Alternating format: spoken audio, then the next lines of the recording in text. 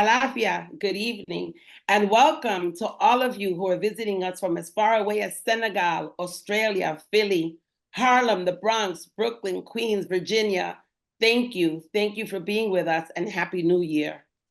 I am Melody Capote, Executive Director of the Caribbean Cultural Center, African Diaspora Institute, known to many of you as CCCADI or CCCADI. For those of you who are familiar with our organization and programs, welcome back. And to those who are new to the CCCADI family, we welcome you from wherever you are in the world.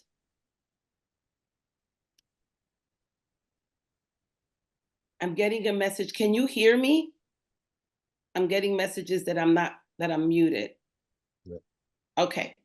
So I'm getting messages that I'm muted. I want to make sure. I'm sorry. CCCADI is a 47-year-old organization dedicated to advancing racial and social justice and equity to African descendants globally.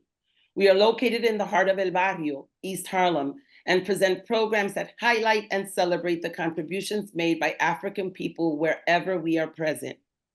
Among our most significant programs are those that preserve and address our sacred traditions, where we take great care and pride in advocating for the education and preservation of African-based spirituality.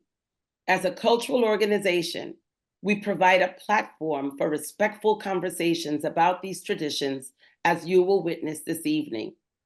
Tonight, we will hear from leaders of our tradition as they share their thoughts and interpretations of La Letra del Año. Annually, we gather to discuss La Letra, which serves as a blueprint for the year. Offered as food for thought, the information shared is intended to offer you ways to analyze what you hear and think about how it applies to your life. Our panelists today will discuss some of the key points of the 2024 predictions. We will hear themes of illness, global unrest, and the treatment of and care for our children. Although we will hear signs that are interpreted as negative, osogbo, my elders have reminded me that these messages should remind us to be aware, to be aware. We are making a call to each of you to reflect on how you can contribute to the treatment and betterment of your community and our world, in particular, the global African diaspora. As you hear about the road that lays ahead, we ask you, what doors do you want to open for the future generation? What traditions do you want to ensure you pass on to our children? How will you focus on wellness and betterment in our community?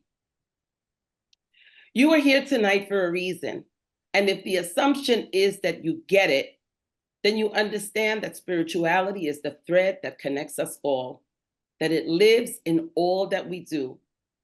Then you know it is important to support us, because without your support, our traditions, our history, and our institution will not survive. If you do not support what we do, no one else will. So we call on you, our family, who have warmed themselves and studied by the light of CCCADI. If you have found a home with us, if you have found an open door here, if doors have opened for you because of the community, education, spirituality, and art that CCCADI has offered you here, we ask you to give back to keep our doors open.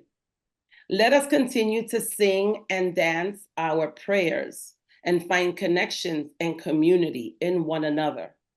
We need and appreciate your support. Follow the link on the screen throughout the evening and make a donation in honor of your madrina, your padrino, or your godchildren, or make a contribution in memory of an ancestor who is probably looking down on you right now and urging you to give. We need you right now. This moment to give by following the link on your screen. The time is now. It is now o'clock. We need you.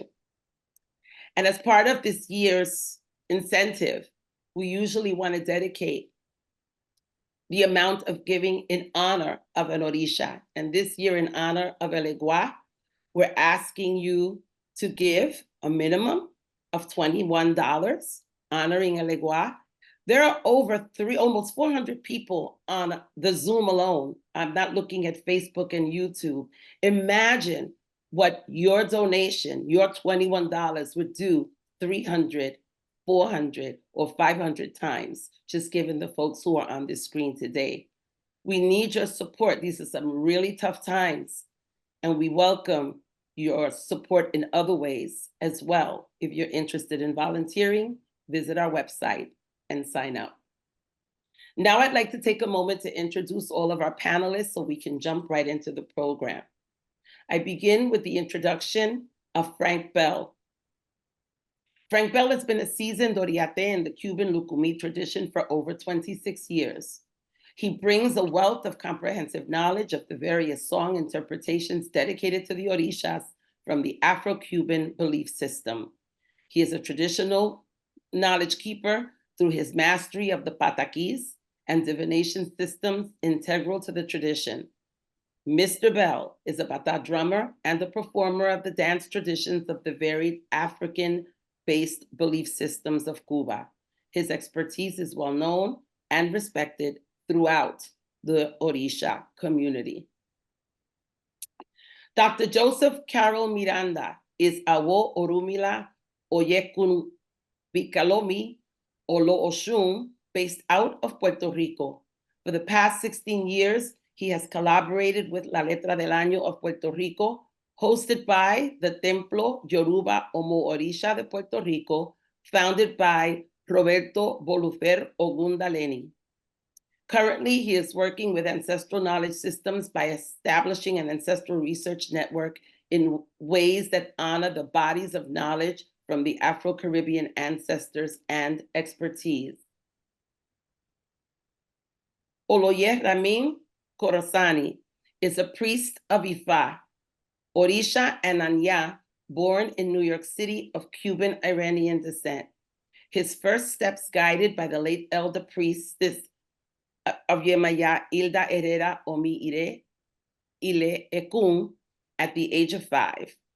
Early on, it was instilled in him that respect of his elders and ancestors should always be in the forefront of our day-to-day lives.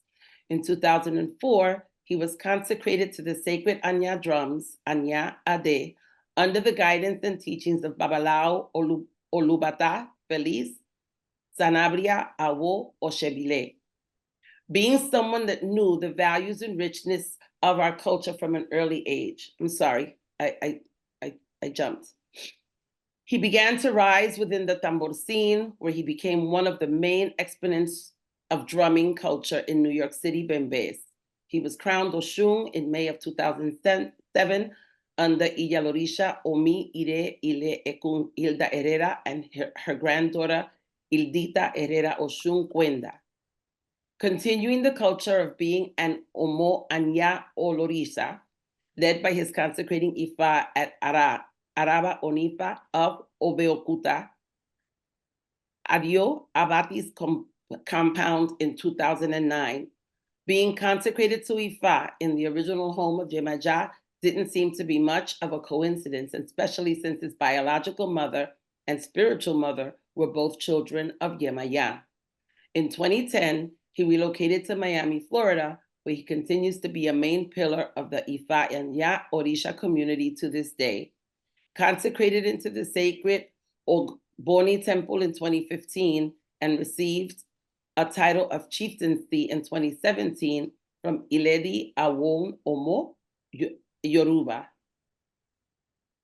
Oluwo John McCoy, Obataye Ogundayo, was initiated to Yemaya Asesu on October 19, 1973 by his godmother Mama Keke and John Mason, his Ojubona. He is the Osha grandson of pioneering Iyalosha Sunta Terrano, Osa Unko, a son of Olokun, Baba John was the first Black Native American initiated to Ifa in the United States on May 9th of 1983.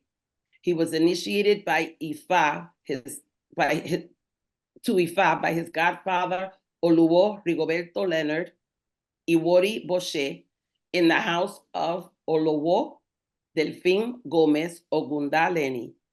Baba John was responsible for coordinating early communication between the Miguel Febles Padró Organizing Commission for the Odu of the Year, Letra del Año, in Havana, Cuba, and other Lucumí diaspora communities prior to the use of the internet and social media.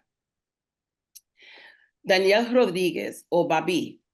Babi was initiated to Shango on July 12, 1986, from the hands of his madrina Oloshunde and his Ajubona Shonalige. He comes from a family of initiates, and his wife and 4 children are also initiated. He has worked as Oba Oriate for the last 21 years. He has presided among many ceremonies here in the tri-state area, all over the US and abroad. Obabi also holds a master's degree in education and other certificates such as Latin American Studies and Secondary Education and Spanish. He has given many lectures and presentations on this tradition at several universities across the United States, including but not limited to Harvard University, Boston University, and Duke University. He currently resides in New Jersey. I'm going to take a moment to acknowledge Baba Ray Crawford, and I think Mari will do the introduction of his bio. I don't have it on hand, so I'm hoping that it is ready to be read by our moderator, Marinieves Alba, Olo-Obatala. Marinieves Alba is an organizational development and strategy consultant, cultural worker, and writer born and raised in New York City. She has worked in the international NGO and not-for-profit sector for over 2 decades, specializing in issues related to racial and cultural equity in the arts, education, and social justice more broadly. A seasoned trainer and facilitator, Marinieves is an advocate for holistic approaches to capacity building and leadership development, and incorporates restorative and contemplative practices, thematics, and nonviolent communication into her work as an institution builder and coach. She was initiated as an Olo-Obatala in February of 2001. With that, ladies and gentlemen, I welcome you to this year's Letra del Año. Thank you, Melody. And I have the pleasure of introducing Baba Ray. Baba Raymond Crawford is an Oluwo Ifa, crowned to Obatala, and initiated into Ifa in 1990 in the Bronx. He has received Olofi in the Cuban tradition and Odu from the late Araba Vileife. He is titled Chief Bamibodu Awo Agbaye. Welcome, Baba Ray. We are so incredibly privileged and pleased to welcome all of our panelists this evening, and of course to welcome all of you from across the world. It looks like we're about 400 deep on Zoom, and we have so many more people watching on Facebook Live. So we urge you to just to join us in this discussion, to listen attentively, and of course to use this. I'm old school Puerto Rican Panamanian spiritist as well. I believe in unión de pensamiento, the unification of the mind, the thoughts, the blessings, and the prayers. So let us use this time together to just really offer up light at this moment as we open the year together, and we begin to engage some of the challenges, but also some of the opportunities that are in front of us this year. So I'd like to begin by offering a bit of context and a bit of sort of orientation as to what we will be discussing this evening. For those of you who are new to this panel and are new to this annual event, I'd like you to understand that as a cultural institution, the Caribbean Cultural Center African Diaspora Institute will not be offering religious guidance. So while this is very much a discussion of our religious philosophy as Lucumis and Yorubas in the diaspora, we really do consciously choose to stay away from sharing ritual knowledge in this particular space. We often get a lot of questions. We've also already received some inquiries about the ebos and the flags of the year. And so I'd just like to orient you that we will not be delving too deeply into those things this evening. We really do urge you to sort of consult with your elders. And if you don't have religious elders, of course, to find vetted community members who are reliable and trustworthy and knowledgeable to guide you. The other really important thing, and it's a really important question that I think is essential to this discussion, is that folks ask, well, what are we supposed to do with the Letra del Año? What is its purpose? What is its value? And how do we apply it to our individual lives and our lives, our family and community lives? I think, I was looking for an analogy that was simple and accessible. And I think that the best analogy really is that the Letra del Año is really a forecast. And it's sort of, for lack of a better word, it's the weather outside, right? It's reading the temperature, the atmosphere, the pace of the world.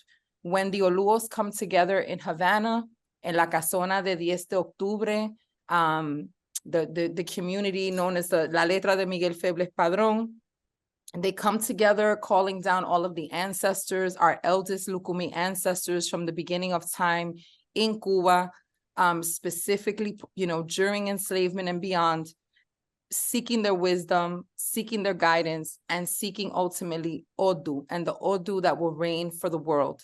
So we begin there always in La Casona, and then we travel.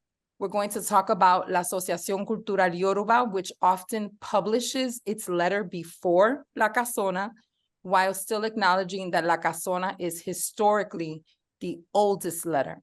So we hope that some of these things will ground you and sort of offer you, perspective on how these things are interlocked and how they interact with one another. We also have Oluwos who have been part of temple work in Puerto Rico, in the New York tri-state area. And so they'll be connecting their regional letters with this larger discussion, this larger forecast for the world. And then, of course, many of you may find yourselves in houses that pull down a letter for the house using the Dilogun of the elder or for their Ifa house. And so we urge you to really listen and think about the connections, the patterns, and the overlap between all of these things, as well as the specificity of the Odu in your particular part of the world.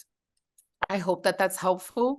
If the Letra del Año is the forecast and the weather in the world, then your personal Odu and your family and community Odu are sort of your internal thermostat or your internal barometer, right? And so we will often look at the sort of relationship between those things. So with that said, I'm going to invite our panel, our distinguished panel, my brothers and elders, to start with La Casona. The letter is Iroso Umbo. The governing orisha is Elegua, accompanied by Yemaya. And the prophecy is disruption to health that is brought through tragedy, or tragedies in the world that bring disruptions to health.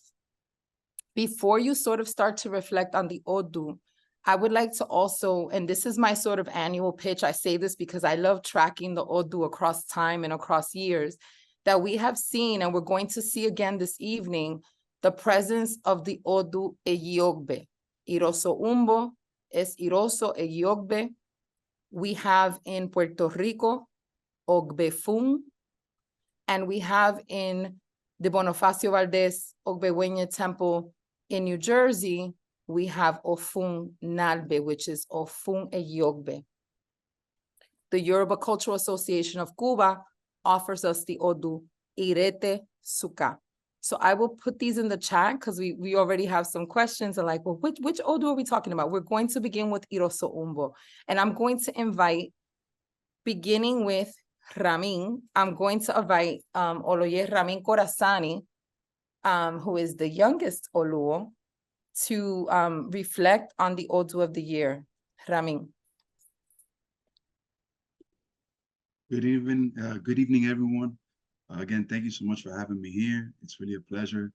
For all of us to come together and speak about the Odu Ifa really is a really big privilege for us. And again, I really appreciate it. To speak to Iroso Ogbe, Iroso the nickname for Iroso Ogbe is Iroso Umbo, means Iroso come, Umbo, come, right? There's a verse of this passage of Ifa that says that Ede, the shrimp, is holding all the blessings and it's very close to home. So think about fishing and almost catching it very close to putting it in, right? Elek Bara, the Orisa that is governing for this Odu, is basically holding all of the Ire in the corner of the home. So Ifa speaks to not becoming tired, right? Not becoming tired with the work that we do, to continue to persevere, to continue to work and to push forward. And by doing so, we're going to be able to reach the blessings that we're looking for, okay? Ifa says that we cannot be desperate in life. We have to understand that the work that we push forward every day is going to add on little by little, and in the end will give us the blessing, benefit that we're needing. Iroso Obe, the main message of Iroso Obe, one of the main messages in my perspective for Iroso Obe is the taboo of fighting for legacy, okay? There's a verse also, the Ifa speaks on this, of the war between the leopard and the dog, okay? And that in the end, regardless of if you were backing the leopard or if you were backing the dog, you ended up losing because there were so many casualties in the war. There was so much loss. So Iroso Umbo is speaking to all of us culturally, within our religion, within the world, that to understand that we have differences and it's okay to have differences. But what's not okay is to, separate families because of differences, to fight, not to speak so much about politics, but even here, in terms of presidential elections, in terms of, what party you pertain to, whether you're more to one side or the other, you're conservative or liberal, I'm sorry. It's gotten to the point where people literally, based on their views, will stop speaking, stop talking, and stop, family members, people that love each other, So if I was saying in the end that war will only bring more war, and we have to find a common ground in order to help each other out, to not, even in the circumstance of our religion, in terms of Awoifa or Olorisa or Ialorisa, Babalorisa, in the end, Ifa warns that it's taboo to fight for patrimonio, to fight for legacy, and this Odu is always going to end up in a negative state. So, of course, it's important to speak on your legacy. It's important to embrace your legacy, but to fight for your legacy, it tarnishes your legacy, essentially. It tarnishes what you're trying to defend in the first place, okay? Iroso Obe. Iroso Obe, there's a verse that speaks in Iroso Obe of the divination done for the past, when the past was fearful of the future to come. It was asked to perform sacrifice and obeyed. Come to see how the past will always endure. So if I was speaking to the necessity, as Melody was explaining, as my sister Marinieves was explaining, of conserving our culture, right? And the importance of supporting organizations like the Caribbean Cultural Center, and how our legacy will continue to endure. It also speaks to the perspective of not being fearful of becoming obsolete. Just because you don't run as fast as you did at one point, just because you don't type as fast, just because maybe you've become a little bit older, doesn't mean that you will not become evident or not continue to be evident in life. Ifa says that the past will always have its place because, again, we're only here because we stand upon the shoulders of our ancestors. And we have to continue to pave way for our ancestors and continue to, do our work in the best way possible. Ifa says, though, based on this Odu Ifa, that the elders will always continue to live on, within us, okay? Again, in terms of the ability to work and continue to work, there's another verse in this Ifa that speaks of the necessity to give Obi to Ifa for 30 days straight. We have to understand what that means. I mean, not all of us are practicing Olorisas, babalawos, that understand even what Obi is. Obi, I'm sorry, is like Obi divination. It can be Obi-Abata, which is the kola nut that we used to divine for Orisa, Ifa, Eshu, for all the Orisas, Egu, or it can be Obi-Obon, which is another divination system, which is based on the coconut that we use in Divan. But what Ifa's telling us with this is don't pray one day and then believe that everything will be accomplished. Don't pray just tomorrow and believe that everything will be accomplished. It's a 30-day process. You know, it's like a numerous day process where we need to get up every day to get to work. We need to work on our family life. You know, we have to continue to endure, but we cannot be afraid, you know, and we cannot feel that we're tired of doing what we're doing. You know, we need to continue to endure, continue to push forward. You know, because of this, we're going to have the blessing of Eshu, which again is holding the blessings right in the corner of the home. You know, if we understand figuratively speaking, you know, the blessings are very close. You can't get desperate right in the last moment and say, I'm going to give up. I'm tired at this point. You have to continue to work towards it. There's also another divination in Iroso Umbo that speaks of the mother of the family and the father of the family when finding difficulty within one's home. They were asked to perform sacrifice and obeyed. Okay. Ifa says in this Odu that it is extremely important to give more time and more effort towards the things that have been there previous than what's just showing up right now. You know, with this, I understand that Ifa is saying we need to work at relationships. We need to work at our family life. We need to try to find common ground, mothers of family, fathers of family, significant others. We have to find a way to bridge these gaps and not separate, because in Iroso Umbo speaks, again, having to endure, having to work, right? In the same way we can apply it to our significant other. You know, Ifa says the people that were there in the past should always have their position. You know, we can't just have something new come about and just forget about everything. It has to be something where we always give reverence and give acknowledgement to the time and the effort that something is put forth in our lives, right? So again, you've worked for 29 days at something. Cannot give up on the 29th day and take up something else. You have to continue to see it through, continue to work on that, okay?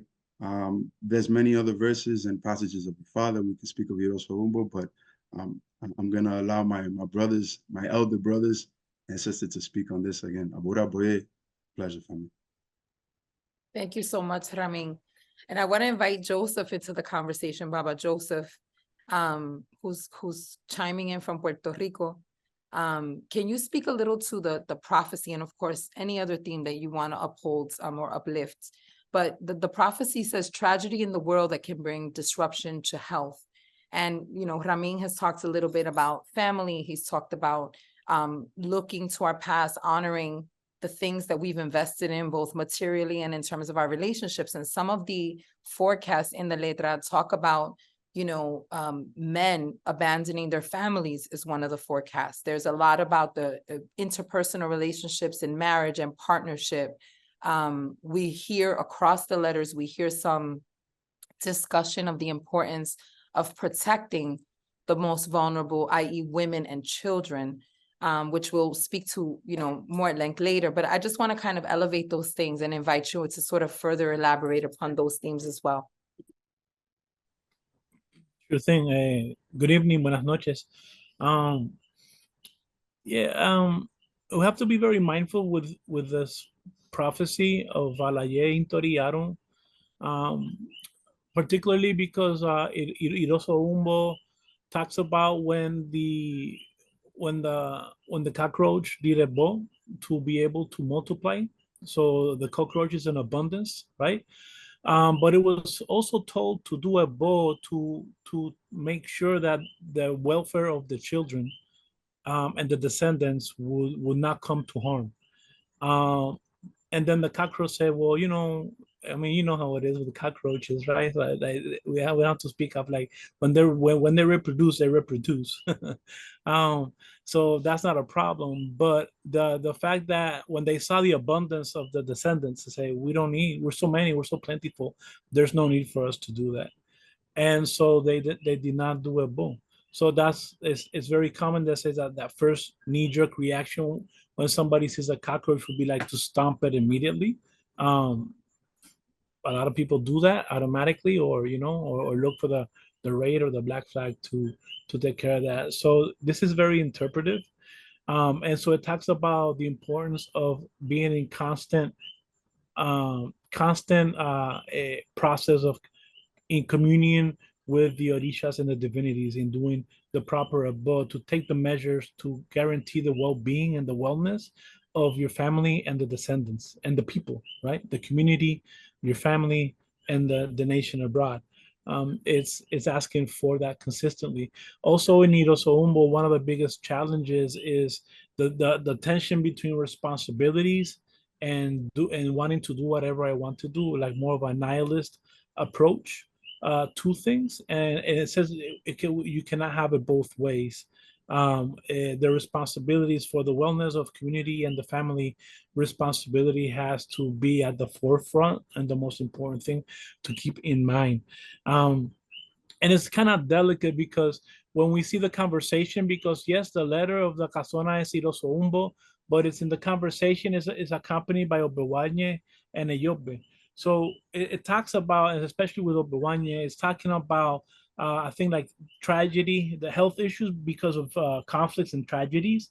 And I would advise to take care of what is mental health, the nerves, the nervous systems, nervous breakdowns, anxiety, you feel that you're reaching a breaking point and you don't know if you can keep up with the struggle, those kinds of things. And it says in the conversation, we have to work a lot with ori, feed ori, appease ori, and keep like a level head. Do obras consistently to make sure that the head is strong, that the head is calm, that the head is properly fed. And so the conversation is really saying, it's almost paraphrasing one of my favorite quotes from the Dalai Lama. It says, you cannot control the circumstances we live in, but we can definitely control the way we react upon the circumstances we face. And I think the message from La Casona and the reading is that we need to arm ourselves with spiritual tools, like Ramin was mentioning, that constant prayer of the 30-day cycle prayer. That's gonna be our what's gonna keep us de pie, right? It's gonna keep us strong. It's gonna keep us moving forward. This is also Eshu Elegua is governing, and it makes me happy and nervous at the same time, because he'll do. I mean, he's great when he's great, but when he's not, like, he's gonna demand what he's gonna demand. And so it's delicate with Irosoumbo, because it says those who are doing things religiously, religious leaders that are doing things that are not proper. It says that Eshu Elegua is gonna put them in check. It's gonna create. Is really gonna fiscalize the religious, those who have religious responsibilities. It says like if somebody's disobedient with their itases and their taboos, Eshu can get severe with the person, to the point that it can call them up to cross the physical realm to the spirit realm, because of lack of good and proper behavior. And even and also it also it's calling upon being empathetic, the importance of being empathetic and having empathy, because if you all know, Irosoumbo, right there, at least I love the story of how Osha and Ifa started in Puerto Rico. And a lot of the stories is most of the santos that were done in Puerto Rico, they were Iroso, right? The whole community chipped in. I mean, if that didn't happen, we wouldn't have such an abundant community in Puerto Rico. And Irosoumbo is a sign, at least for us babalawos, if we see that in a reading, we have to take whatever donation that the person might give, the derecho, we have to give it back to the person to help that person do whatever a boy is prescribed. So it's also an invitation saying to the religious leaders, or those who are working religiously, that we need to help those who are in need. And even if they don't have the means to do a bow and ceremonies, that if we have the means to help them, we have the obligation to do so. So it's really also, it's almost like a gentle, friendly reminder of what all this religious community is all about and should be all about, in terms of having those connections, creating that sense of strength of community and support. And it's consistent with some of the other different readings. For example, I want to mention something because it connects. In the case of Puerto Rico, we came with Obefun. And there's a passage that I just want to just mention is two things. Number one is the role of Eyo. Eyo is the most powerful Osobo, right? He's a powerful when everything's perfect. He's the one that Osobo, the discord, has the ability to transform something perfect and harmonious into discord and chaos. And so it's always like a heads up in terms of understanding how we have to be very vigilant of when that manifests itself to counteract. And with that wisdom is a lot of the elders, and some of you can testify to this, is a lot of the elders say they would prefer to be Osobo versus Ire, in the sense that it forces a more proactive stance of consistently working. But another element that I want to mention is the addressing what is fear, because being health concerns due to conflict and tragedies has a lot to do to the power and the role of fear, eruya. And so we have to be extremely careful of not allowing this feeling that it's not really a spirit, it's really a spirit, and we cannot feed fear. We cannot feed fear. And in one point, Orumila in Obefun, right, is really famous in the Lucumí tradition, because this is when Orula did a pact with Iku. So it defeated Iku in a feud, because Iku was randomly taking people from the face of the earth, and Orula says, stop it. And that's where the Idefa was born, to tie the Ideifa as a mark, so Iku will respect the children of Ifa, right? So, but when that feud was about to happen, Orula did divination and Obefun came down. And the awards that were divining for Orula said, it doesn't matter how impossible the feat looks like, it doesn't matter how strong your rival is, as long as you transcend fear, then everything will be solved. You cannot, if you allow fear to take a hold of your mental state, your spiritual state, your emotional state, then that will make sure it will draw all the ahoguns and the negativities to manifest themselves, right, like with a very strong presence in everybody's life. So even though La Casona is talking about, like, I really resonates with me the story about the role of fear of Obefun with the prophecy of La Casona, where it states, because of conflict, people will have affliction because of health. And I think it has a lot to do with what is living in fear, living in terror, constant fear, consistent fear. Like, what does that do to our bodies and our souls and our minds? And so here is really addressing that. So that manifests at all levels, right? Like the fear in terms of what I want to do, am I able to do this? But also at the household, like here in Puerto Rico, the thing with domestic violence, gender violence is extremely high, and so that to break from these cycles, we need to transcend the fear, right?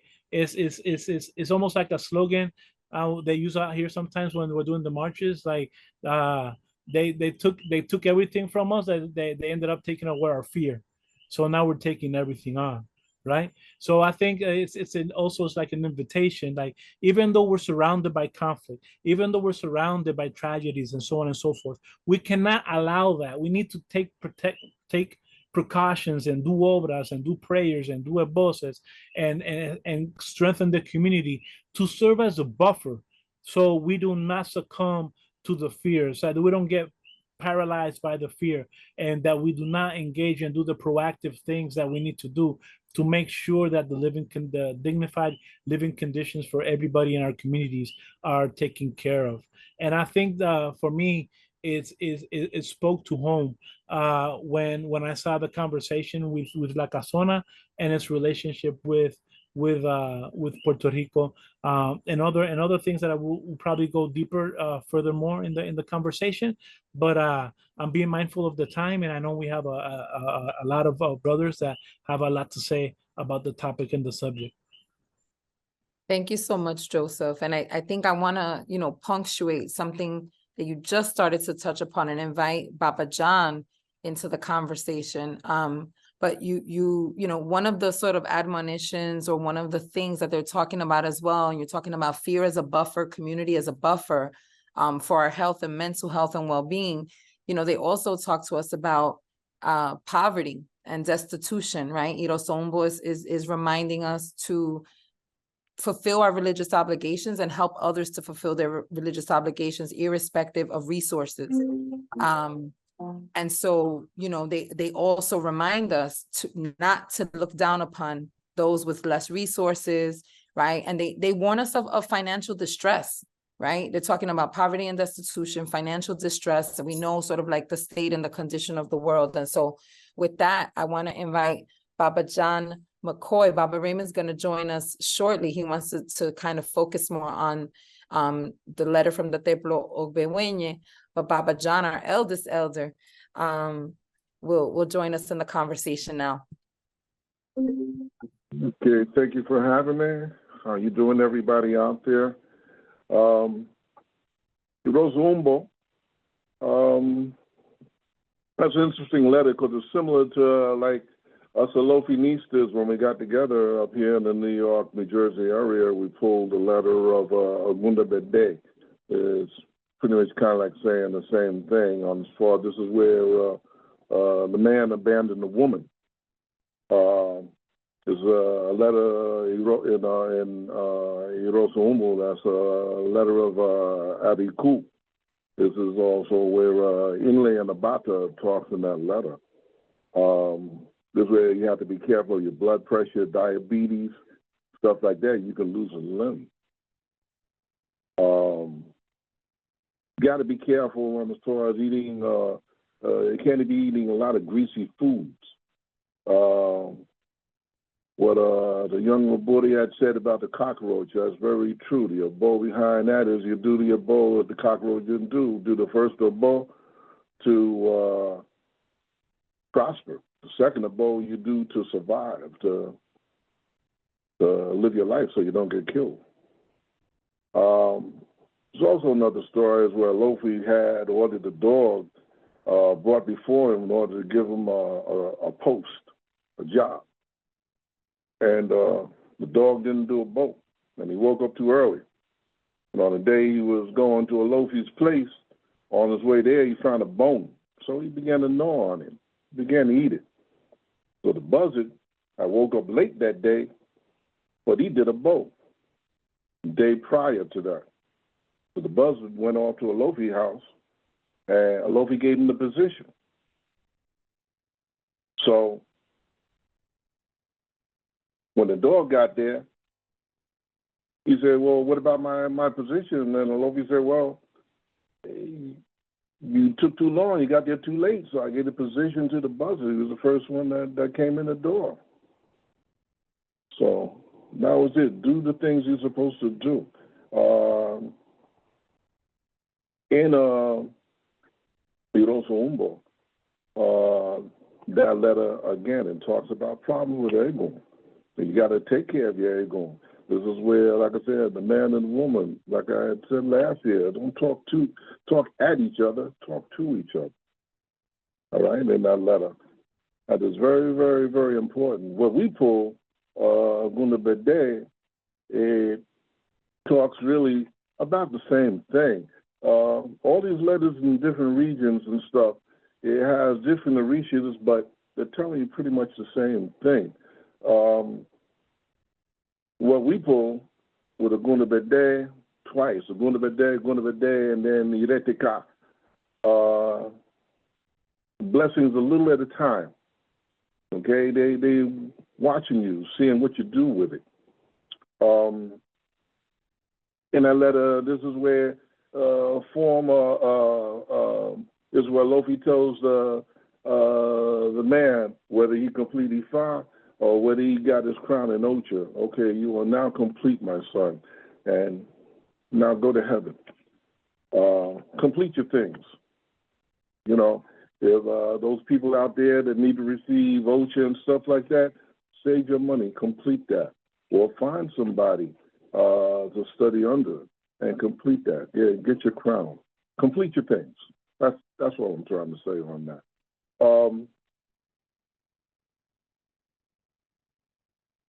Men and women, this is the story of a ruler used to be jealous of Ochun.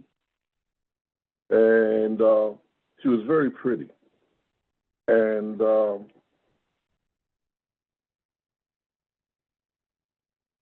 this letter came up, and he said, okay, you got to do these abodes. Here, you fed a rooster, a guinea hen, a hen, pigeon. Okay, they got to go to 3 different places. So the first place, she took the abodes, she took the rooster and pigeon stuff to an abandoned house.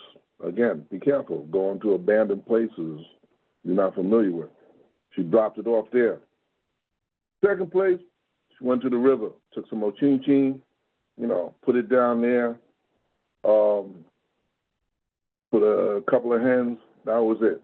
Third place, she took the, I think it was rooster and guinea hen, and had made yam balls. And she had made them with metal shavings, you know, like splinters and stuff like that, and put it in there. She made a bunch of them, about a dozen of them and stuff.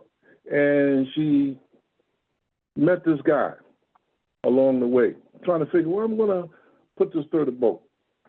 So he said, oh, I know a place. So he took her. It was a cave. Come to find out, he was a thief. So when he got in there, there was 2 other guys in there. And they said, oh, wow, she's pretty. We're going to rape her. But you know what? We're hungry. We're going to eat this food before we rape her. So they ate the food, and the metal shavings and everything in there, it all got stuck in their throat, and they died. So now she looks around, see all this treasure that's in here. So she goes back, and she tells a ruler. So when she tells a ruler says, oh, man, he went, sent a message to the king, I'm going to give a party for my godchildren, so I need a big wheelbarrow. So king said, okay.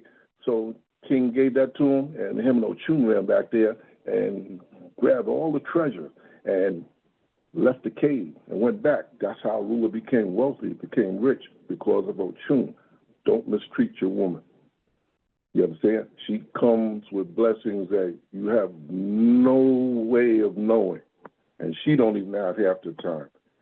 There's also, too, it talks about, this is where the tomb was abandoned. If you know where your mother, Ibae, your father is, Ibae, your grandma, Ibae, if you know where their graves are, visit. This is where he's going to say, you don't visit us. You bring, light a candle or you put something down like that, but you don't visit us more often. You go there, put little things down there, appreciate them.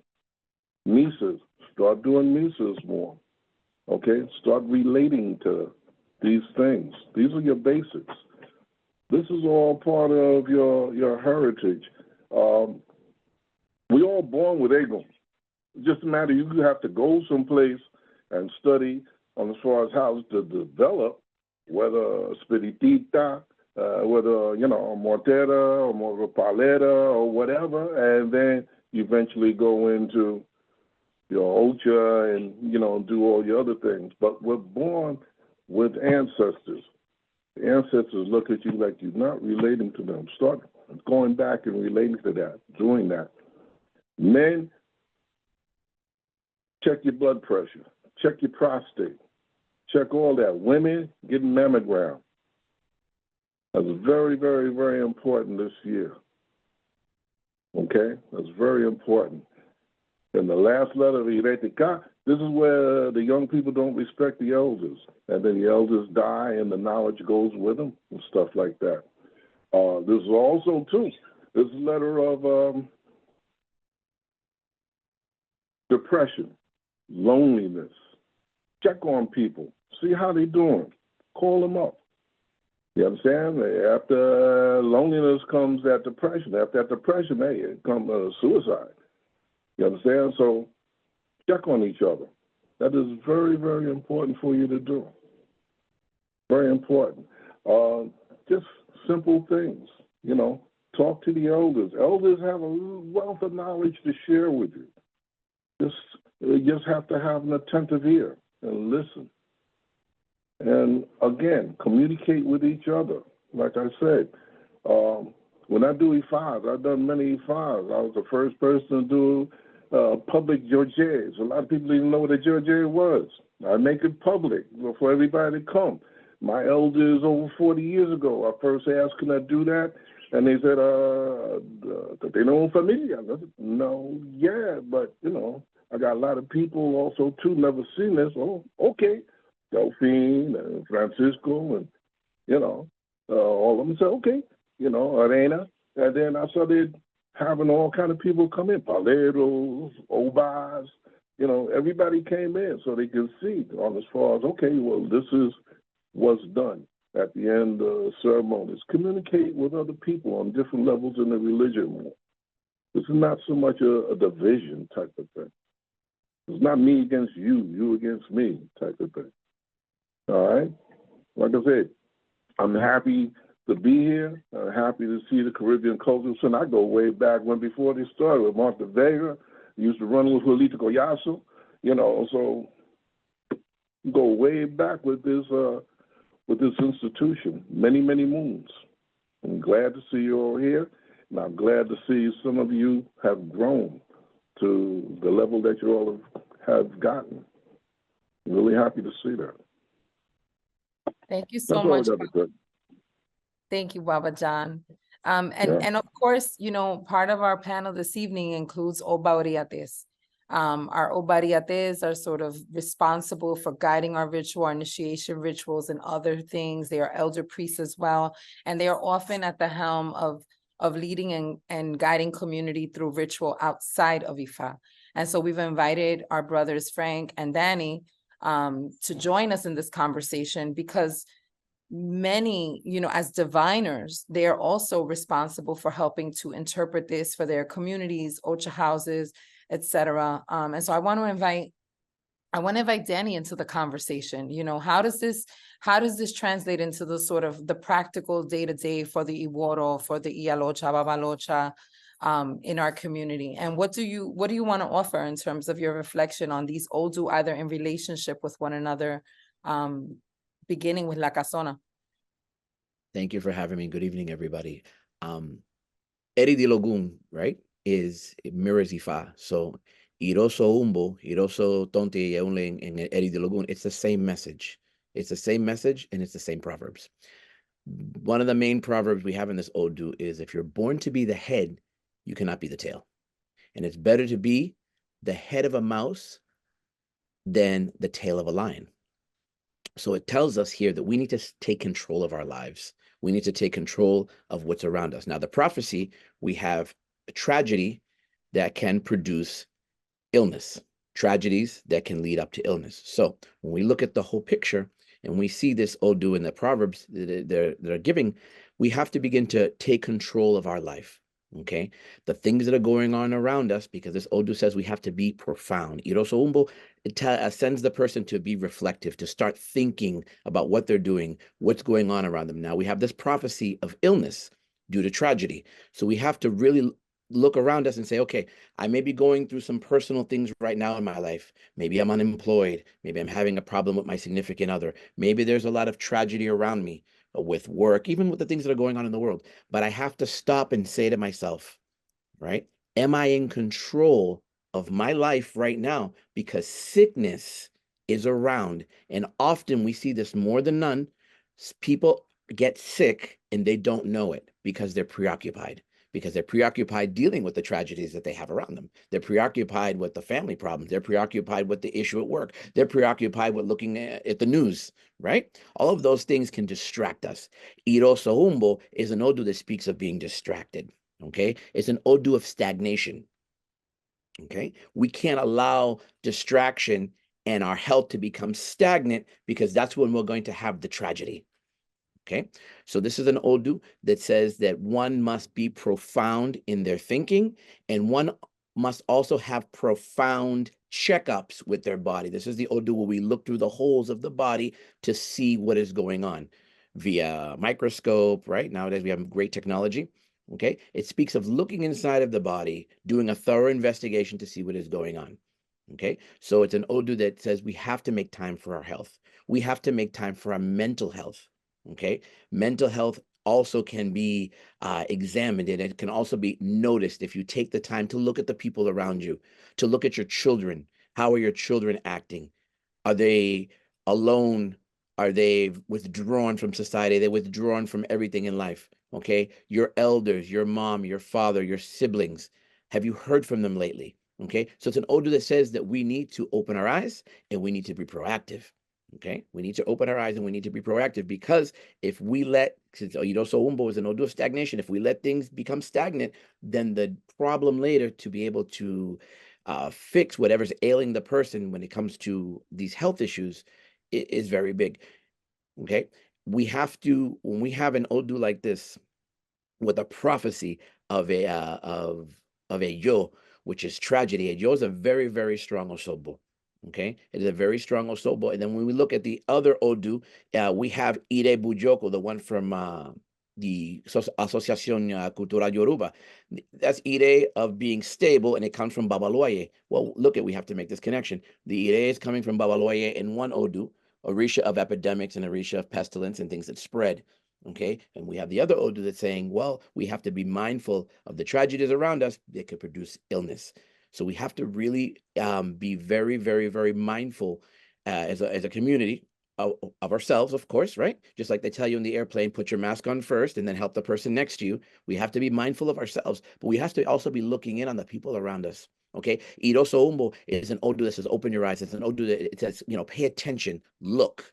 Okay, so we have to be able to see beyond the obvious sometimes. And sometimes that's with a phone call. Sometimes that's just with a simple question to a loved one or someone, you're a coworker, right?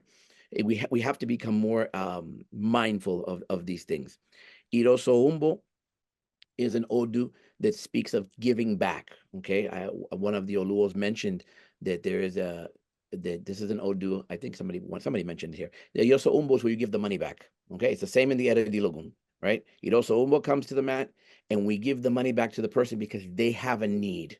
Okay, so this is an odu that says we have to look at the needs of the people around us. We have to look at our needs, of course. We have to look at the needs of helping the people around us. Okay, how can we help somebody go forward in life, whether it's a piece of advice, whether it's giving them your time, whether it's doing something for them religiously? How can we help the person next to us go forward? Okay, as a teacher, I'm a teacher by trade. My biggest satisfaction is seeing my students do well. Okay, if they do well and they grasp not just the content which I'm teaching, but if they grasp the lessons that school brings in general, that means we're going to have another productive person one day in the world. We're going to have somebody who's ready to face the different challenges out there. And this is not an easy world.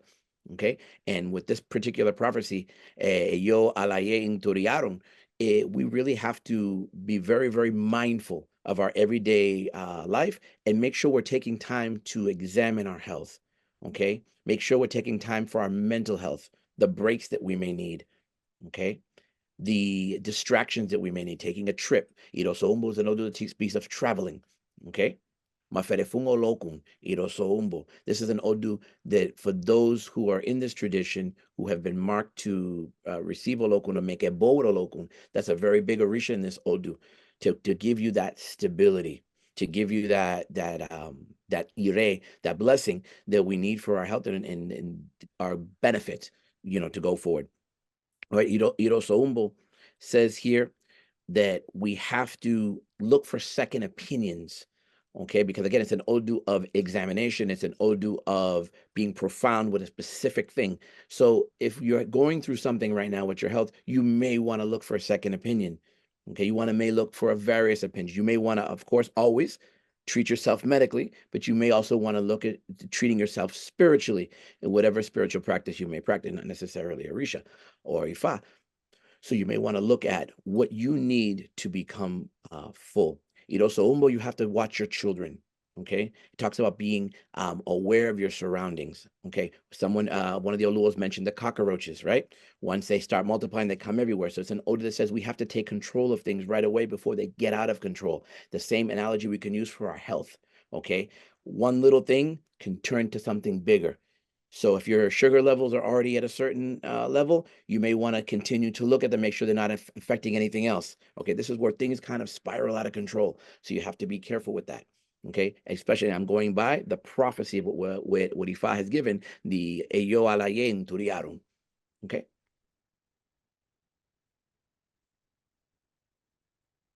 Thank you so much, Danny. And I wanna also invite in Baba Frank. And Baba Frank, you know, one of the things that we hear across the Odu of La Casona, as well as La Asociación Cultural Yoruba, then we see Obefun or Fonalbe, you know, is this idea that in La Asociación Cultural Yoruba's letter, they say, Olofi cannot bless that which does not have a head, right? And Danny is talking to us about, you know, cola no puede ser, que diga, el que nació para cabeza no puede ser cola, right? That who was born to be a head cannot be a tail. So we have this message sort of reinforced about leadership, about using our heads, respecting our heads, propitiating our heads, etc. Will you talk a little bit about that? Okay, thank you. You know, the Caribbean Cultural Center to invite me this year again, all the panelists and the audience. Like Danny said, the first thing I want to talk about is that Ramin was talking about elegua. The elegua is in the corner, blessing us. In el Osoyeunle, it's so important to feed hecho elegua. No matter which one of them you have, but it's important to feed them. It's important to put some at the moon for hecho elegua. When you finish, at the mood, you go to the corner to any garbage can and you leave it in there. This is so important because with Elegua close the road, nothing happened. He closed the road for Orumila. So it's important here, if you promise something, commit with it. It's not that you promise that I'm going to feed you, that I'm going to do this, and you don't do it. The commitment this year is so important in order that you get the blessing of hecho elegua. Also, when we talk about the head, it also, like Danny said, is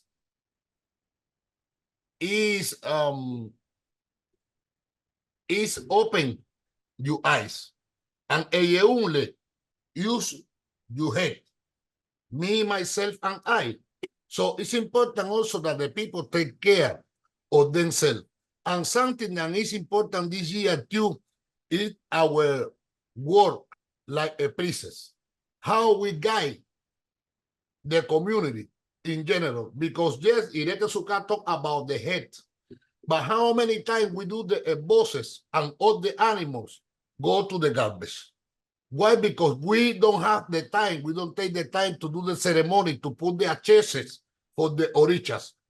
Almost everything that we do right now in the religion is go to the garbage. We don't have time. We finish the matanza at 4 o'clock. We are watching the orichas at 5 o'clock. And at 6, we have to leave it. And we know that it is not like that. So I do recommend that when we do the ceremonies this year for our orichas, we need to take our time to put the acheses and put the head of every single animal in there. Then this is something that is important to you. Also, it also only.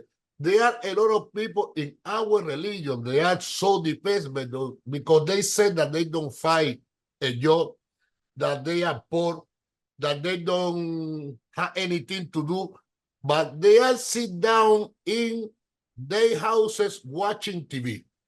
We need to look for things that we want in our life and fight for it. We have in our religion a lot of women that they raise their kids by themselves and they work and they have the master, they are lawyers, they have a lot of degrees. So if you look for something that you want during this year, because the blessing, like Rami said, is by the corner.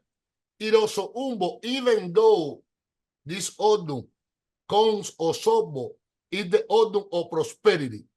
So if you move forward and you do the bosses and everything that you got parents recommend you to do, is the year that you will be successful, but you have to do something by yourself, for yourself. And then when the 24 finish, in the 25, you said, oh, I accomplished this, I accomplished that, and you will feel happy with yourself. It also, you cannot be in the corner like a legua, waiting that someone gives you the state. You need to go out there and look for the state that you want. And then when you got it, you could eat in the way that you want. You can cook medium well or well done, but eat your steak. You need to look for it. There are people that they make comment with us, and they say, I have iré complete, iré for it. But I don't see anything. You cannot see anything if you don't go out and work. You need to do something. You cannot expect that the oriates are going to put in your house everything, even though we know that we have to feed. We are supposed to feed the warriors in the beginning of the year, no matter what letter it is. And this year we have 2 letters that elegua is commanding that letter. So it's important. If you cannot feed elegua, we have resources in our religion. We can make an adimu or the aladimu for elegua until we get the money to feed them. So, but it also is the odun that if you use your head, you always will find a way to do something for you. Sometimes we sit down and we just get depressed and we start to make complaint, but we don't do anything. So in my opinion, we need to work with people in our community that they need, like Danny said, mental health. Everything is not with the oriates. There are people that they need help. And if you need help, go for it. And also, when you accomplish something in your life, give yourself a reward. Don't wait for your wife or for your husband. You do by yourself. I accomplished this. I need my own reward. You go to a party, you go to a movie, to Broadway, any place that you want. You buy a pair of shoes, wherever you want that make you happy. Because this is something that happened to you. Like it also only said, the men abandon the women. We have a lot of women in our religion that they are single mothers. They raise the kids by themselves. They work, they maintain the house, they do a lot of things. So when they get something, they always are looking for something else. I had the experience with one of my goddaughter that I called her and she didn't pick up the phone. It was in Christmas time. And then, so, I said, oh, this is weird. And she called me back later and said, what happened with you? I said, no, I am tired. I finished my master. I said, great for you. But now I am thinking, don't sing anything. You got your master. You are supposed to be happy. Now think, what do you want to do for yourself? You need a reward. Because something else, that there are people that don't have balance in life. They finish something and they make a plan about something else, and you burn out in the process. You burn because you don't rest. You don't take the vacation. And you only refresh your head.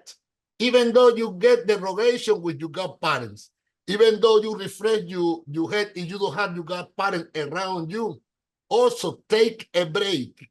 If you are a hard worker, you deserve also to rest.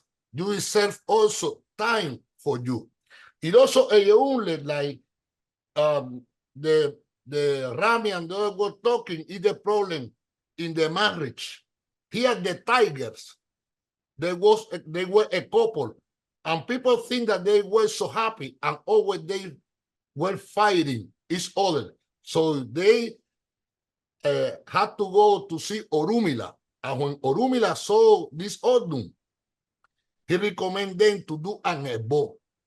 And after they did the ebo, they reconcile each other.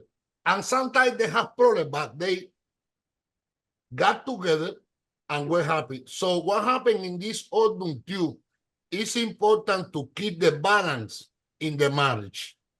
Even though sometimes the man, for example, he's not in the religion, but when we prepare the umiero to take a bath, because we are talking about health, he's supposed to take a bath too.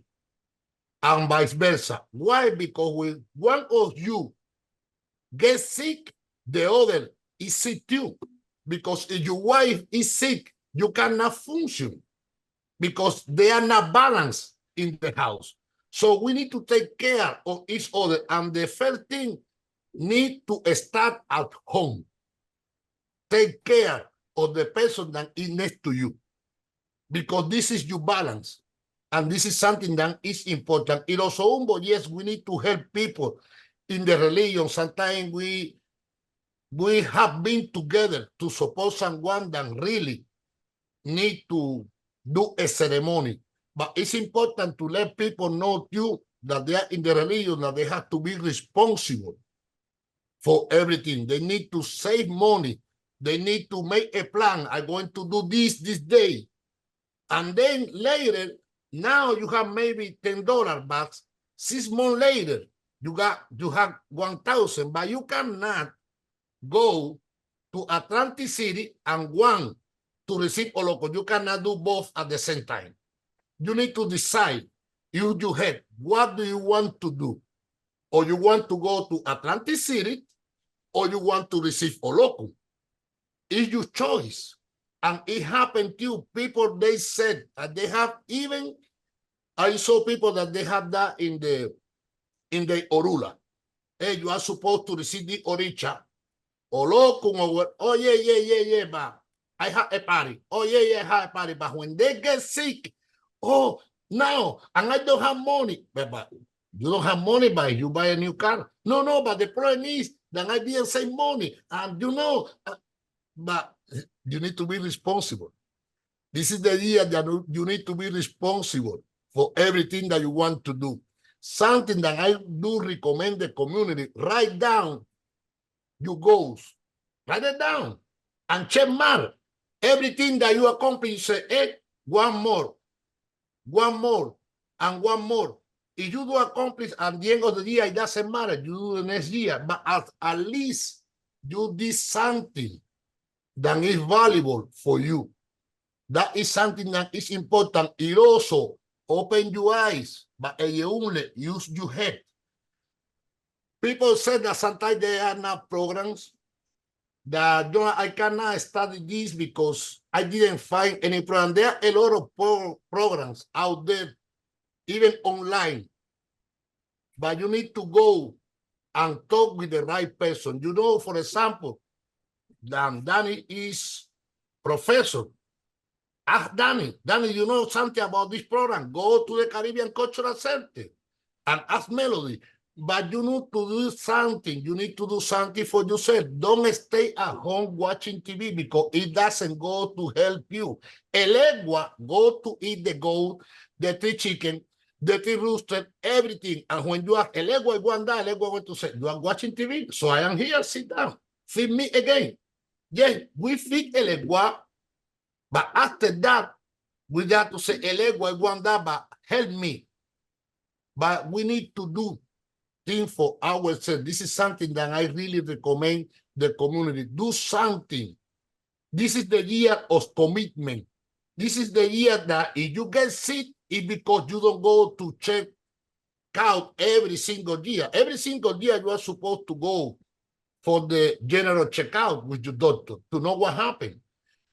The Latin over all my people, the Cubans, we don't go to the doctor until we don't get sick.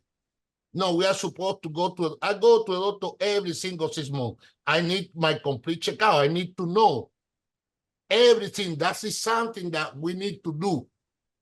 People don't want, anyone want to go to the doctor, but it is something that is important. And we have, for example, of Unabe that talk about the stomach, about the illness in the stomach, ofun the phenomenon with eyeunle. And also we have in the other letter eyeunle ofun, irete suka.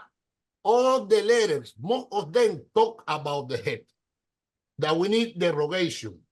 We need to take care of our head, our knowledge. If we really listen the advice of any of these letters, we know that we need to fit elegua, we need to learn something simple. Different adimuses for el hecho elegua. Sometimes we don't have to feed them. Sometimes just with banana or trigua ava, we have it. The different adimuses, this is the year that we are supposed to learn about that. And something else, talk with our godparents for derogation. To open the year with the fresh head. So, Iban. Thank you so much, Frank. I want to invite now Baba Ray to integrate some of what we talked about and really talk to us about. We're going to go to regional letters. So, Baba Ray, you're here representing the Templo Bonifacio Valdez. I would like to invite you to talk to us about the letter that the Templo Bonifacio pulled of Unabe and connect it as well to some of these general themes. Okay, well, thank you very much. And I'm really impressed with the number of people that are interested in wanting to know a lot about the Odu of the year, whether it comes from Cuba, Venezuela, Brazil, New York City, and Miami, and New Jersey. I want to first comment on Irosun Umbo, which came out in Cuba. And I have to tell you, that was the first sign that I ever got when I got a reading. I was a young boy. And the man who gave it to me was a priest of Yemaya. And he returned the money. And I thought, boy, oh boy, this is going to be fun. And he also told me that one day, should you get Irosun Umbo while you're getting ready to make Ocha, we're going to make it to you for free. Well, that was a certain misunderstanding of that Odu, but what that all comes from is the first thing you get in Irosun Umbo, you say, Urumila made Ifa to Legba free. And so there's a sense of giving back. It's very important, that gesture of giving back is that what happens is it's a communal thing. It's not always you have to pay for everything that's done for you. There's times when the people get together, and the only way you make Ocha is when a number of people get together. So that word organization comes up a lot, and it comes up a lot when Ejiogbe comes up in any form. So what happens here, a key to survival, a key to good health, a key to happiness and welfare is a simple word like organizing. We have to learn to organize and be together. And when one falls, we're able to pick up the other and support. There's elders and there's people who are new initiates, there are people who are interested. There's many different forms of devotion. And you must understand that just because you're a priest of Ifa doesn't negate another person who has nothing but loves the Orisha and appreciates the benevolence that comes from devotion. I want to say what happened. It's very important that we look around and see what the different signs are. I don't ignore what happened in Cuba. I want to emphasize for you that the letter of the year that came for Cuba is for the benefit of Cuba and then the world and then the rest of the people. But I understand perfectly that Odu speaks to each individual in a certain kind of way, in a certain place. We took out the letter of the year, and we took it out. This is our 43rd straight year of doing that. The letter that came out was Ofun Nalbe. Ofun, I want to remind you, it's the last Odu in Ifa. Obe is the first. So right away, there's a discussion of the beginning and the end. And I want you to understand a very important concept in Ofun Nalbe, Obe Fun, the beginning and the end. Just when we think we've come to the end, it's really the beginning. The beginning is the end. The end is the beginning. Without the head, the tail doesn't function. Without the tail, the head doesn't function. Without the first, the last people don't function. Many times you may come up with the idea the first shall be last and the last shall be first. So it's always the tail can help the head. But most importantly, in all of these situations, it's about the elders. The elders have a responsibility. They have a responsibility of passing on knowledge, passing on attitude. And regardless of the tragedy that comes, there's a way of combating that tragedy, avoiding that tragedy. I want to say to you that Ofun Nalbe came up in our in New Jersey, Ogbewenye temple, and it came out Osobo negative. Osobo Arun, which would say sickness. Tori Obini. Now we have a problem because it's saying that we are going to get sick. We are going to experience sicknesses, and it's going to come from women. Oh my goodness, what does that mean? What are we trying to say? Well, I'm going to say to you that we have been neglecting the health, the welfare of women. It's an important issue in today's politics. It's an important issue in today's mental health recognition. The women, we must, and it's happened in many other Odu, where we have in some kind of way disrespected, we have some kind of way ignored, in some kind of way we have not benefited for women. And that's very important. And that's what our sign is saying, and it's what we're saying to you. We have to organize, we have to understand what it means to be people who worship Orunmila, who worship the Orisha, and how are we going to get by in this world?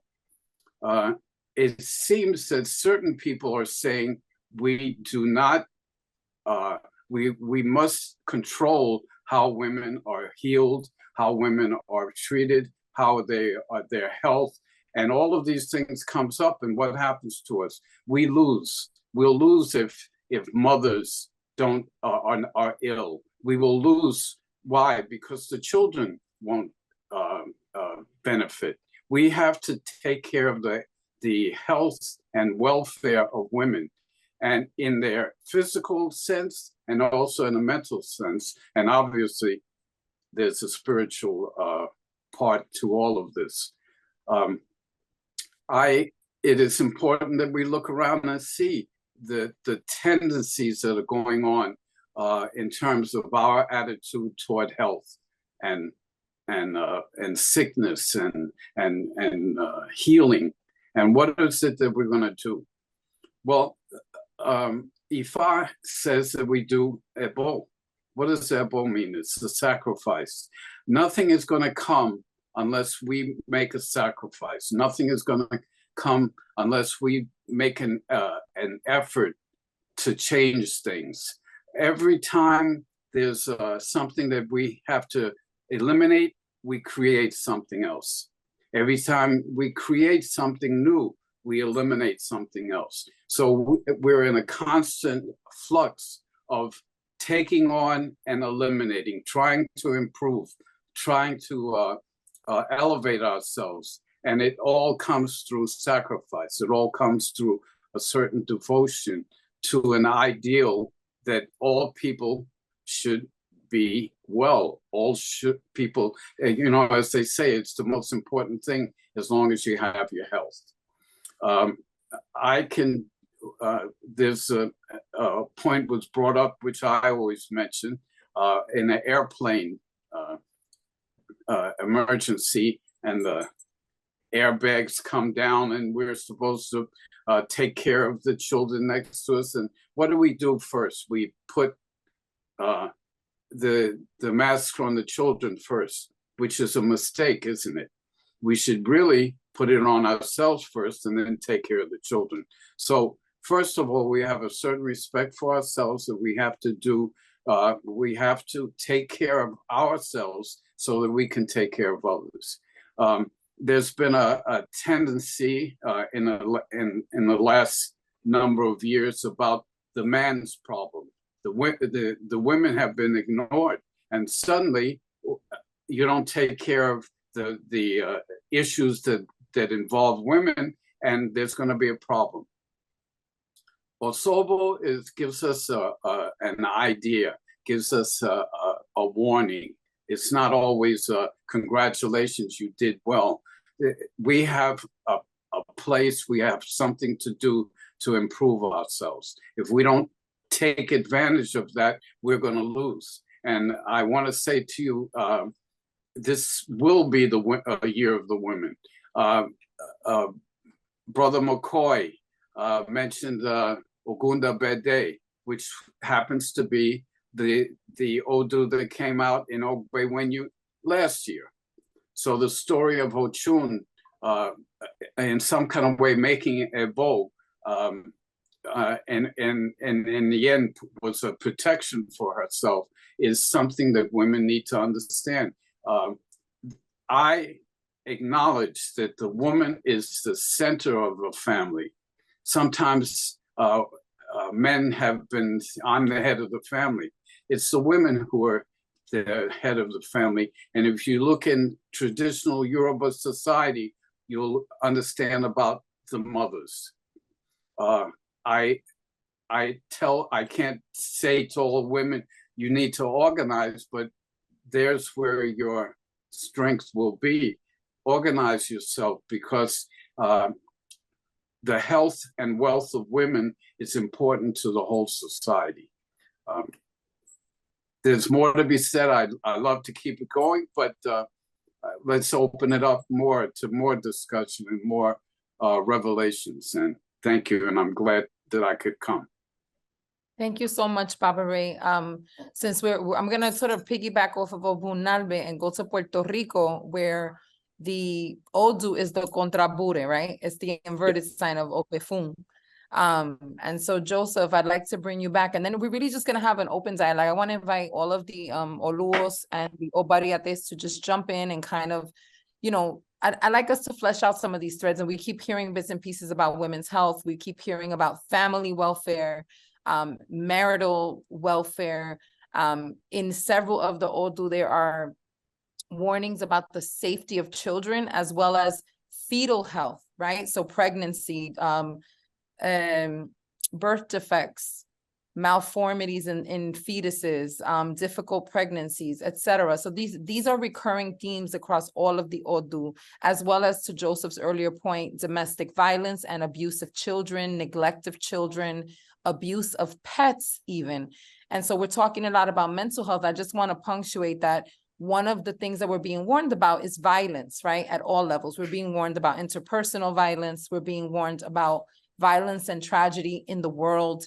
Obviously, we're living in a moment where, you know, we have a bunch of things happening in the chat where people are uplifting the divine feminine, right? Respect for women spiritually and materially, and where we are presently in a state globally where there are many wars and genocides happening, right? This is violence. This is an expression of hyper and toxic masculinity. And so we're being called back to to honor the feminine principle, honor women, honor families, center families, and take a more holistic approach to community welfare. And so I want to invite Joseph into the conversation to talk a little bit more about that in Ogbefun in Puerto Rico.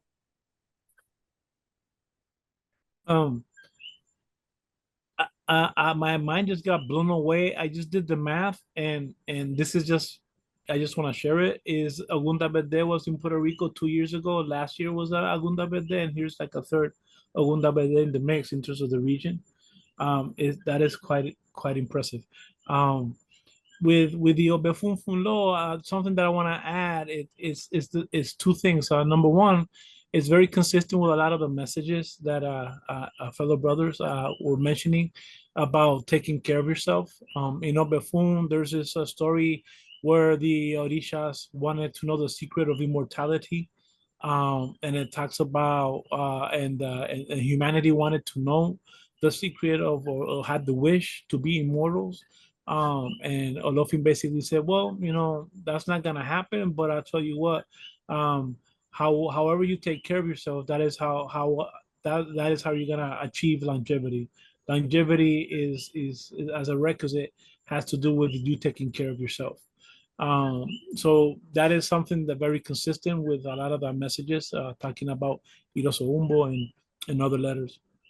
In terms of I want to focus a little bit in terms of the nature of Eyo, and the importance of discord, and how to find ways of guaranteeing mechanisms of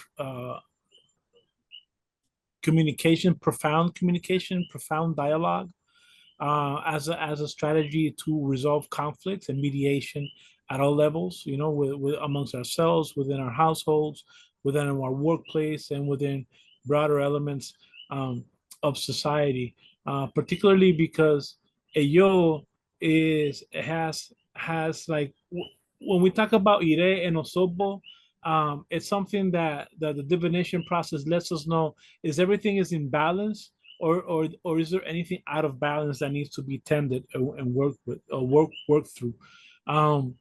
And Eyo is one of the interpretations of Eyo, is really a discordia, like a discrepancy, like a fissure, like somebody says something differently, right? Or somebody has a different perception, and that creates a fissure, and that fissure can escalate into bigger, more powerful conflicts. And IFA is really advising to make sure that we have mechanisms to mitigate when we are in scenarios where there's differences. How do we work with differences, especially here in the context of Puerto Rico? This is an election year, so things here get pretty heated when it comes to that. So how do we gonna have conversations when we have divisive subjects, right? There's so many things that are divisive nowadays that we have to find ways to reconcile or establish bridges to mitigate and minimize conflicts that can escalate into more other forms of violence. So being very careful with how we relate in terms of the household, as a family, how do we work our grievances? How do we work with you know, especially if we're raising children, and they're pre-teenagers and teenagers, right? They're old, but they're not just old enough, but they want to assert themselves. But at the same time, how can we juggle the balances and responsibilities in a way that we can take care of them, and at the same time we give them that space, right? And sometimes we as elders, we don't really want to listen to the youth when they want to do something. And you know, when we don't have that patience, we say, well, because I'm your elder and I told you so, y porque así, and that's that, right? And I know that has been the formula that has been applied to us for so many years, and it has its purpose, right? But at the same time, it cannot always be because I say so, right? Like maybe once in a while, when you need to put your foot down and lines need to be drawn, it's okay, but it should not be the constant. because it's gonna create more tension, more animosity, and maybe not necessarily violence, but our children might shut down, right?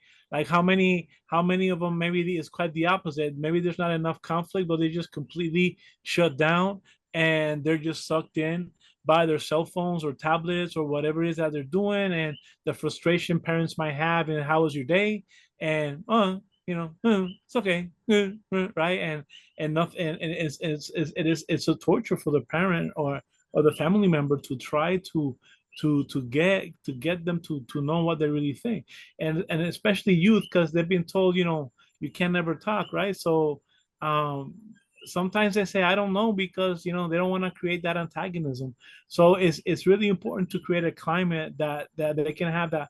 It doesn't matter how tough the topic is, that we need to have that bridge and have that communication with our children. And this goes broad, right? Like if as a not only biological family but also religious family, right? If our children and godchildren don't have the confidence that they can go and talk to your elders, no matter how hard the conversation is, then something's wrong.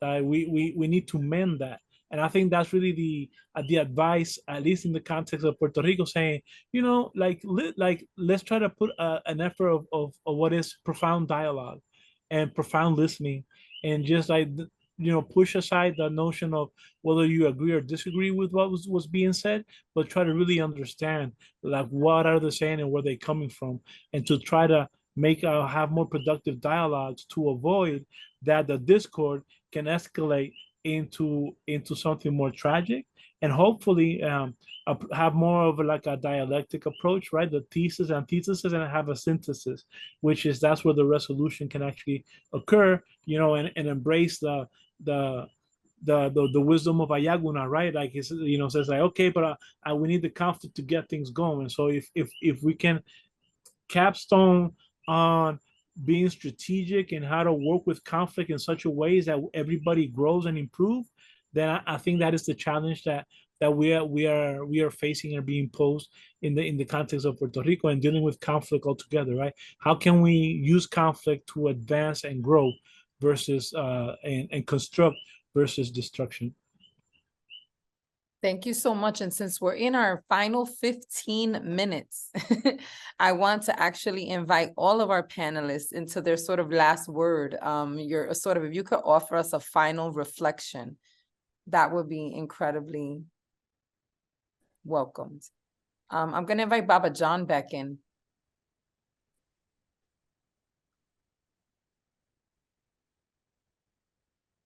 I think we have a sound challenge. Unmute yourself, Bob. Okay. Yeah, how time flies. Only 15 minutes left.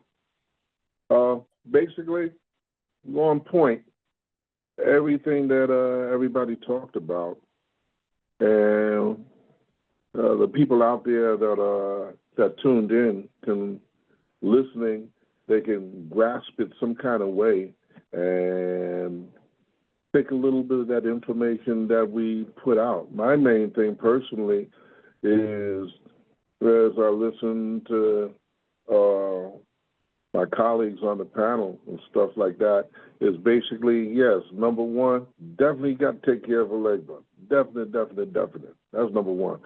And then number two, like I was saying before, do a date night, take your woman out, this and that and the other. There's different stories talking about that relationship is where, the woman should not be a domestic slave and you don't take her for granted. And last but mostly, basically, take care of yourself. Take care of your health. That's very, very important. The guys, everybody, your blood pressure, stuff like that. They're talking about beware of a pandemic. No, we in a pandemic. We've been in a pandemic for a while. It just changes different shapes and stuff about every year. And then you got some more shots to look at or more things to look out for. So women, please, outside of mammogram, get yourself checked out. In this letter, it talks about hysterectomy. It talks about check your uterus, your cysts, check tumors. So go to the doctor, get your checkup, all right? And your main thing, like I was saying before, get back into, if you can't physically get to La Tumba, or, you know, the cemetery and stuff like that, start relating more to your ancestors. Light a candle.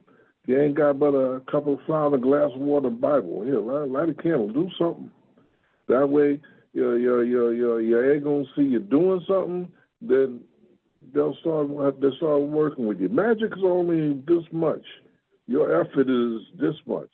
The magic is the little bit just gonna get you over. All right. This is a beautiful culture. Study it. Learn it from your elders. If you got to go out there and you need to make culture, please do so. This is the year to do that. And listen to institutions and stuff like what you're listening to today, and study and be curious, ask questions. We may not be able to answer all your questions for right now, because some things you ain't supposed to know, but ask a few questions. And so on. Thank you, Baba John. You know, I wanna just name, we have some questions in the chat that are a little bit complex institutionally. A lot of folks, both privately and publicly, are asking around how they can, you know, connect with priests in their area, how they can pursue religious practice in parts of the world where there isn't a very large Orisha community. And so I do want to open up the question, but also restate what we said at the top of the panel, which is that one of the things we urge you to do wherever you are in the world is to, you know, connect with folks by vetting them and researching them and ensuring that they're credible, right? All of the at different moments, different priests have punctuated the importance of, you know, and I believe it was Baba Joseph that said that people who are doing things incorrectly will be called to task by Echu, right? And so we also know that due to the proliferation of technology, and, you know, my favorites, the Instagram witches and warlocks, we do have a lot of, you know, we have an e-commerce that's happening, right? Very much catalyzed by technology.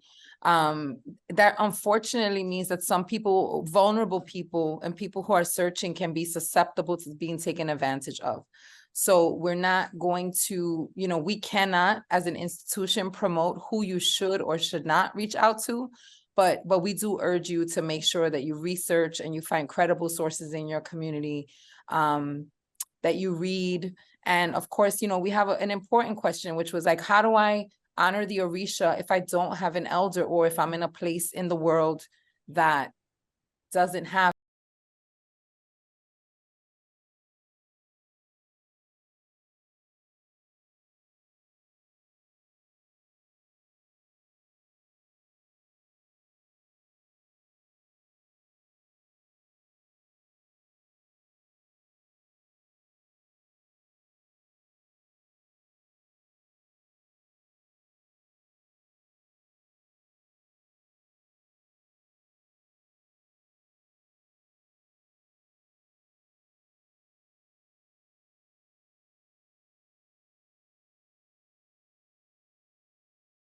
Danny, I'm going to bring you in for a final reflection. Please, you have the floor. Thank you. One of the proverbs that sticks out to me right now for Iroso Umbo, one of the Odus that we spoke about, is one thing that one cannot lose is their head. So after everything that's been said and done, and that we've spoken about today, we have to just be conscientious of our surroundings. Again, I reiterate, we have to be conscientious of our actions. We have to be conscientious of our everyday life so that we don't fall into those tragedies that have been spoken about, so we don't fall into those illnesses, so that we don't fall into we don't become lackadaisical to the people around us, right? Not seeing that people around us could be suffering, could be hurting, and we don't even realize it because when our head is just not there. So it's important that we keep our head on our shoulders. It's important that we don't lose our head. And it's important that we care for the people around us, and we care for ourselves, of course, because like I said, and it was mentioned before, we have to put the mask on first in the airplane for ourselves so we can breathe and we're all right, so that we can then continue to help other people. And that also means taking time for yourself. That also means taking time for your family. That also means taking space where you can figure out yourself too, because that's very important. Our mental health is a very, very important thing. And more often than none, it gets overlooked. More often than none, it gets overlooked. Ashe. Thank you, Baba Danny. I'm going to invite Ramin back into the conversation. Baba Ramin, my brother. Ashe, mi hermana. Okay, just a quick reflection. I think we need to connect that in the past year, I believe Ogunda Masa was one of the Odus of Ifa of the year, right? Which signifies unity, coming together in order to help each other out. Obe specifically says that it's taboo to fight for legacy.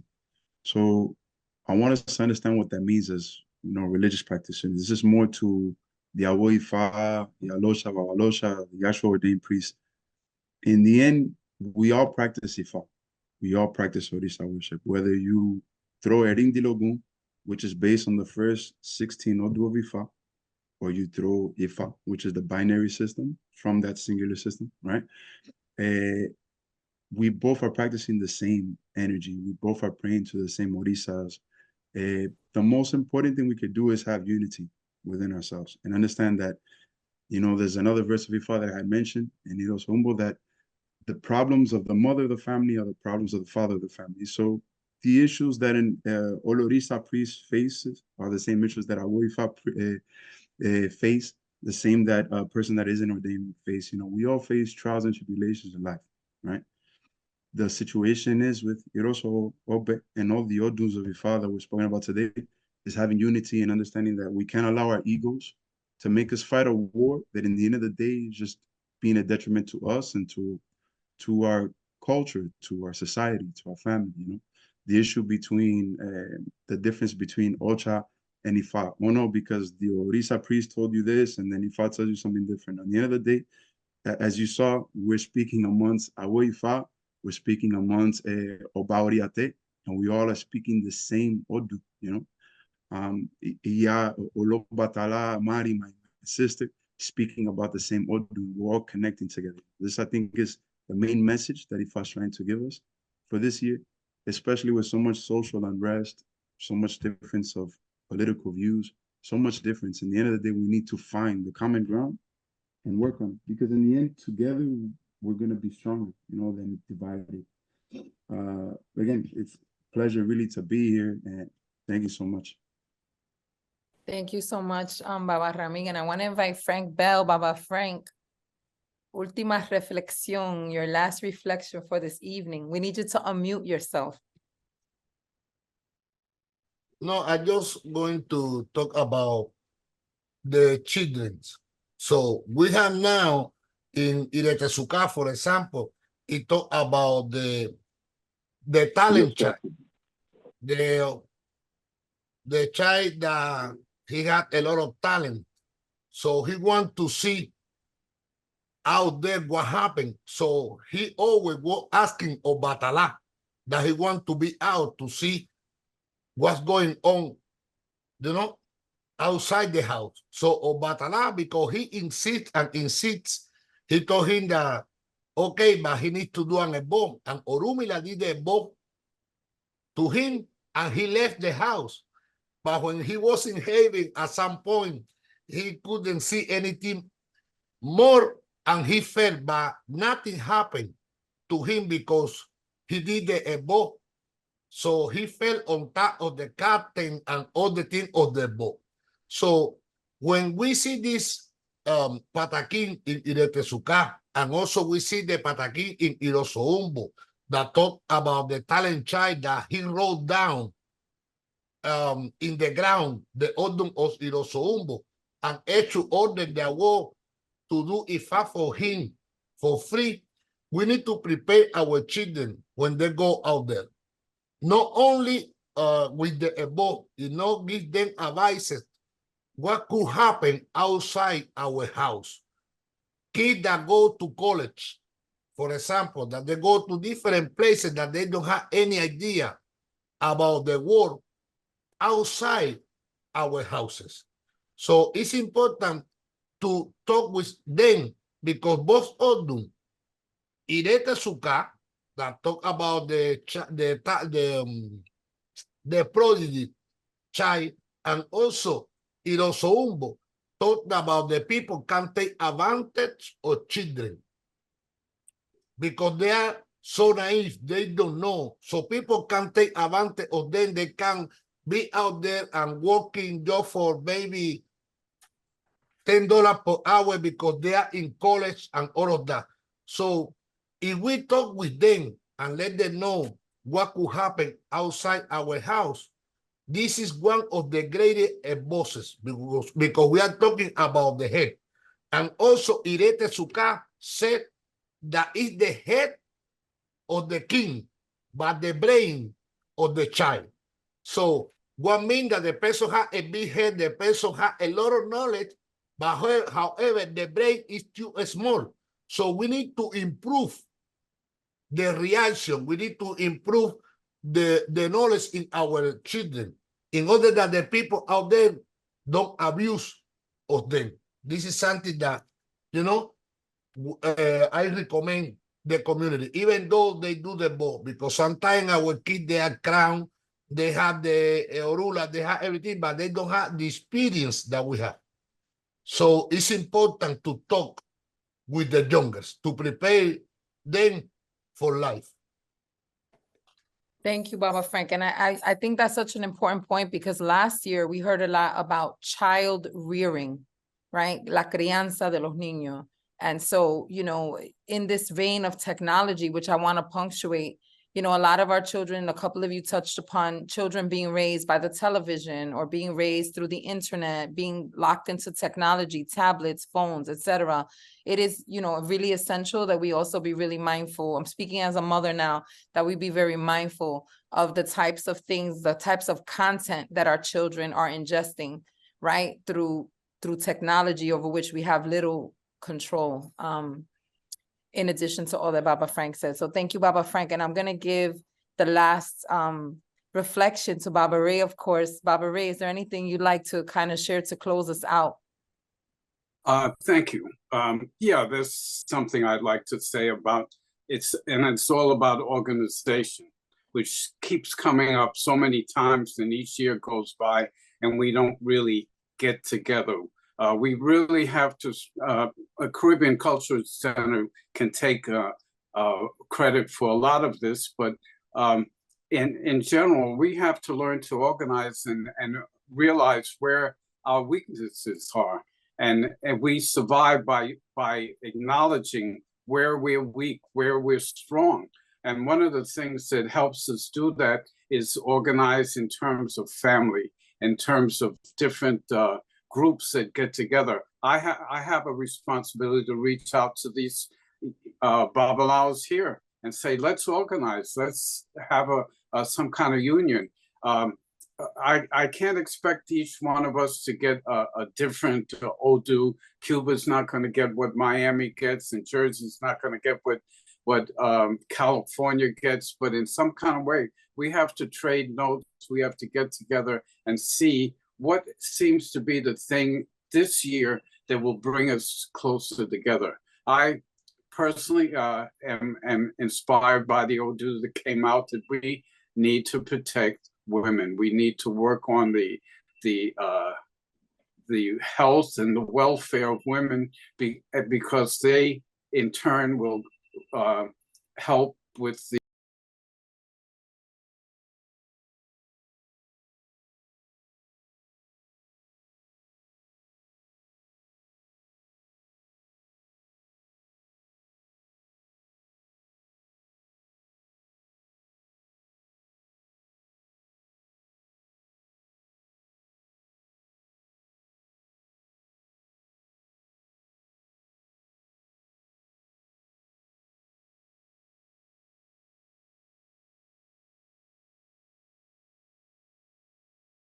there's a physical recommendations as well as spiritual recommendations.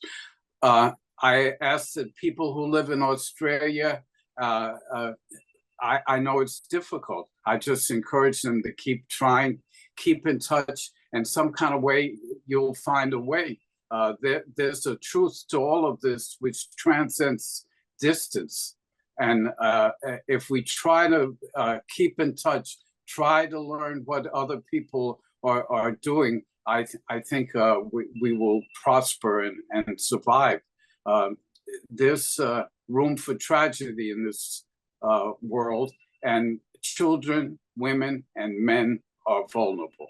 And with that, I think it's a wonderful thing, and we as a group are the people who can heal. And thank you.